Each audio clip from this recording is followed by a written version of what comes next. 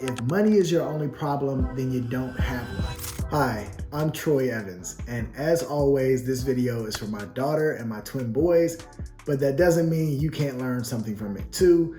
And if you do learn something, I hope you take the opportunity to like and subscribe to the channel. Today, we're going to be talking about high stakes decision making. Some of the lessons I learned at the poker tables that have helped me in business throughout my life. So back in 2003, an accountant from Tennessee named Chris Moneymaker was an amateur poker player, and he happened to win the World Series of Poker for a $40 buy-in in which he won $2.3 million. And it was televised on national TV on ESPN, and this is when I fell in love with poker. I got so enamored with the game that I eventually opened an underground card room in Atlanta because there were no casinos, and had so much success I moved to Las Vegas and became the director of poker operations for the Hard Rock Casino. And throughout my poker journey, I learned so much about not only the game of poker, but about business that it helped me throughout my career. And those are some of the lessons I want to share with you today.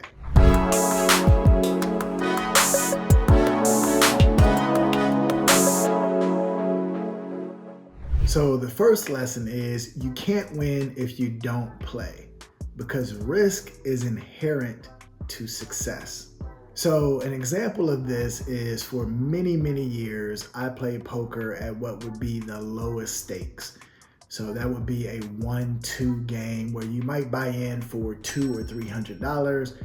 And I did this for years, never really having a desire to move up in stakes. But what I realized later on is that also limited my upside. It limited my ability to actually win a lot of money because I was only buying in for the lowest amounts. So one day when I was in Las Vegas, I decided to just take a shot and play in the 80-160 mixed game. And that required at least a $5,000 buy-in, which was almost 10 times what I normally bought in for. And you know what happened? In the first 10 minutes, I won $3,000. In the first 10 minutes, I won more money than I normally would win playing for 6 or 7 hours of poker. And that's the same thing that happens in business. You have to be willing to take a risk in order to get the big rewards. So next time, think about what's the worst that could happen. If it's only losing money, that's not that big of a deal because you can always get that back. But you're gonna learn more in failure, and you could also potentially win. The second lesson is you can't win if you're playing at the wrong table. And what that translates to in business is market selection is key. There is a concept in poker that you don't want to play in hard games where all the players are better than you. You want to play in the games where you have a significant chance of winning. Well, the same concept applies to business. You don't want to go into markets where the competition is going to be stiff and your chance of being successful is not that good. You want to go into the markets where you don't have a lot of competition, you're better than the competition, and you can actually excel and get more customers and greater market share. So make sure that you're choosing the right markets to enter, or in other words, don't play at the wrong tables. Another lesson is your table image affects how people play you. And I think in business, the applicable rule is your brand affects how much money you can make. One time I was playing the World Series of Poker in Las Vegas, and someone sat down at the table and literally asked what the rules were while we were playing. Well, needless to say, everyone was trying to be in a hand with this gentleman because he didn't know enough about the game in order to be a winner. And so he had a poor table image. Vice versa, there was another individual at the table who every time he turned his cards over, he had a winning hand. Well, needless to say, I tried to avoid playing with him at all costs because it was likely that I was not going to win the hand. Well, the same thing happens in business. Your image or your personal brand affects who wants to do business with you. Do you have a brand that makes people want to be associated with you or your company? Do you have a brand that is turning people off and making them avoid doing business with you? You have to always take into account your image and make sure it's not hindering your ability to make money. The next poker lesson is you should never show your whole cards. Your whole cards are the 2 cards that only you get to see and no one else does. But what that means in business is that you're going to actually have to learn how to make decisions with incomplete information, because not only do your opponents not get to see your cards, but you don't get to see their cards either. So you have to be good at making decisions with incomplete information. That's business and that's life. The better you can be at making decisions without having all the information, the more successful you will become. The next poker lesson is learning how to manage your bankroll. And I think this translates to business by never being undercapitalized. When you sit down at a poker table, you always want to have at least a few buy-ins in your pocket. Meaning if you buy in for $200 and you happen to lose a big hand, then you should have another $200 in your pocket so you can buy back in. Well, the same applies to business. Some businesses enter new markets and they don't have enough capital to withstand the downturns. That's just a part of business. It's a part of life. You're gonna have ups and downs. You need to have a cushion and you need to have enough capital before you enter the marketplace. This is key where a lot of poker players and businesses make mistakes. So the next poker lesson is that your opponent may value money differently. And this makes sense, right? Because money is relative. And it reminds me of a quote that I heard when I was working at American Express by Ken Chenault. And that is that if money is your only problem, then you don't have one. Meaning money is abundant and you should really work on solving any other problems that you have before stressing about the capital. But let me tell you a funny story real quick. So when I was first learning how to play poker, I actually had a friend who was quite wealthy. He actually started an airline, so you gotta have a lot of money to do that. And he liked playing poker, I liked playing poker, and I was pretty good. So I would always go over to his penthouse to play some poker, and I liked doing that because I felt like I had a competitive advantage. What I realized very quickly is that money is relative, because sometimes I would go all in for $200 or $300, which was a lot of money to me, and I would need him to fold so that I could win those hands because my hand was good, but it wasn't great. But what I didn't realize was that $200 or $300 to him didn't mean anything. So sometimes he would call just because he was curious. And imagine me sitting there hoping I'm gonna win because that $200 or $300 was gonna help me pay rent, and for him, it was pocket change. So money is relative, money is abundant, capital is abundant.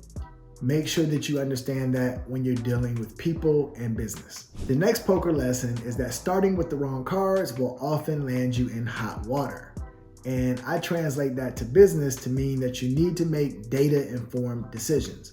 Well, what do I mean by that? Good poker players know that you've got to play the statistics, the probabilities, the likelihood that you're going to win. And so they study charts that say which 2 cards are most likely to win pots in the long run if you're making the same decisions over and over and over again.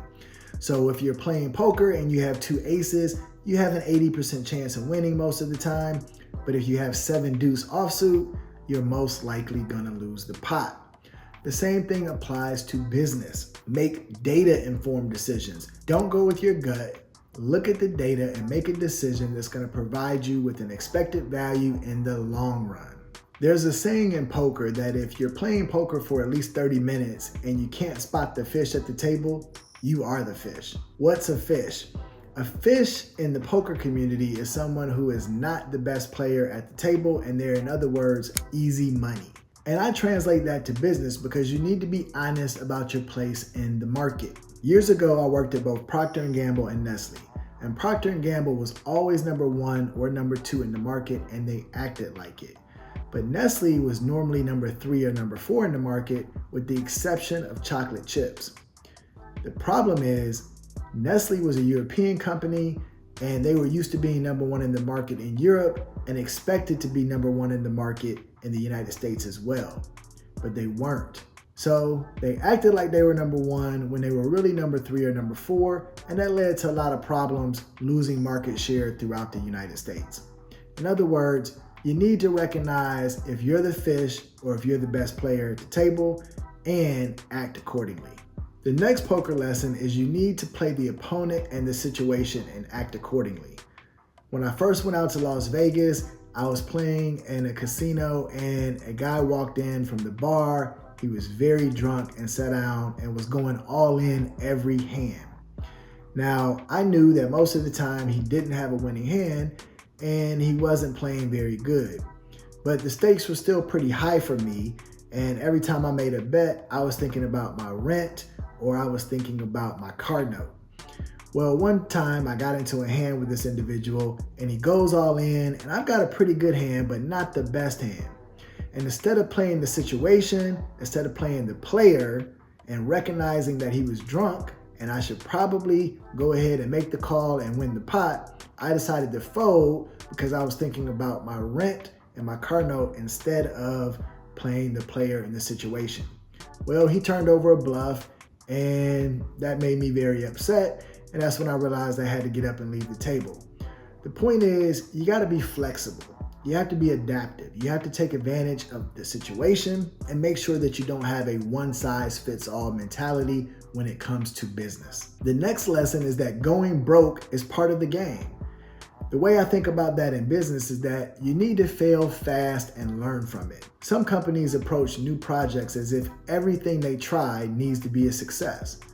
I like to think of it the way Google does it, in which most of the things they try are not successful, but they understand that and they expect failure as part of the process because that's how they're going to hit a home run. You have to fail sometimes in order to learn from your mistakes and have the best opportunity at hitting that home run and getting better and improving over time. So when you're working with your colleagues, make sure to embrace failure and taking risk. You're not always going to hit a home run. Sometimes you're going to strike out. But as long as you realize that money is relative and capital is abundance, you'll be able to buy back into the game or to the next business opportunity. But don't shy away from risk. The next poker lesson is that you can go from leader to bust very quickly. And in business, I think that means that you always have to protect your competitive advantage. One time I was playing a poker tournament in Las Vegas. It was a WSOP poker tournament, and I was very close to making the money. And I literally had enough chips that if I just decided to take a walk break or a stretch break or just go to the bathroom and hang out for 30 minutes, I would have coasted into the money and it would have been a profitable tournament for me. But I didn't do that. Instead, I played aggressively and busted before I made the money. So you can go from a chip leader to out of the tournament extremely quickly, and the same thing can happen in business. Ask Eastern Airlines or MCI Phone Company or Enron. None of those companies exist anymore, and at one point they were all market leaders. The next poker lesson is that wins and losses happen over time. They say that unless you're going to quit poker forever, you shouldn't really worry about whether you won one night or lost the next night, because you really need to measure your success over the life of your poker career.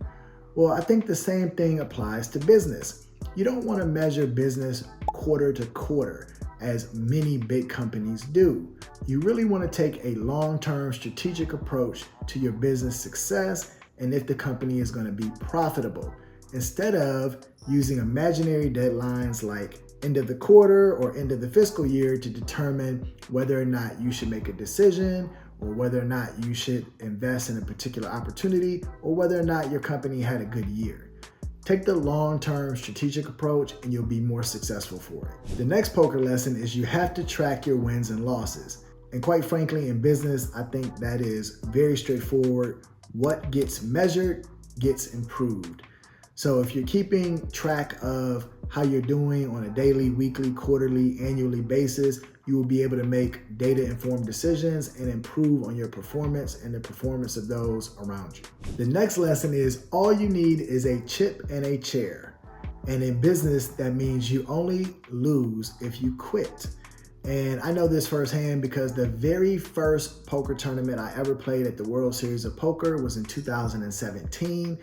And I did so well that they actually wrote an article about me being a relatively unknown poker player who was the chip leader after day one of the Dealer's Choice tournament. What they didn't know is that at one point in that tournament, I was literally down to one chip. And I won the next hand, and the hand after that, and the hand after that, and then I eventually ended up becoming the chip leader for that tournament. So if I had given up and said I only got one chip left, so I might as well give up and just toss it in on the next hand, then I might not have had success the way that I ended up having success in that tournament. So as long as you have a chip and you're in it, you have a chance to win. So don't quit, don't give up, stay mentally tough. And the next poker lesson is you have to know when to go all in. And basically that means there's an expected value of an opportunity. And you need to play the percentages to know when it's right to push all your energy, all your effort, all your action into the opportunity that exists in front of you. If you do that, then the reward is likely going to be a lot higher than if you decide to play it safe or decide to fold. Sometimes people quit a little bit too early in the business process, and the long-term payout could have been a lot greater if they had actually put all of their energy into it at the beginning. So you got to know when to go all in, and if you do, don't hesitate, give it all you got. And the last bonus lesson I want to leave you with is many poker players eat like a bird and poop like an elephant. In other words, you got to make sure your revenue is greater than your expenses. Focus on that cash flow, focus on making more money than you spend, and you're going to do very well in business. Hopefully this was a valuable video for you and you learned something about business or at least about poker. Either way, I hope that it was informative. If you've got questions or you have additional thoughts, please leave me a comment down below. Also, please take an opportunity to hit the like and subscribe buttons, and I will see you in the next video.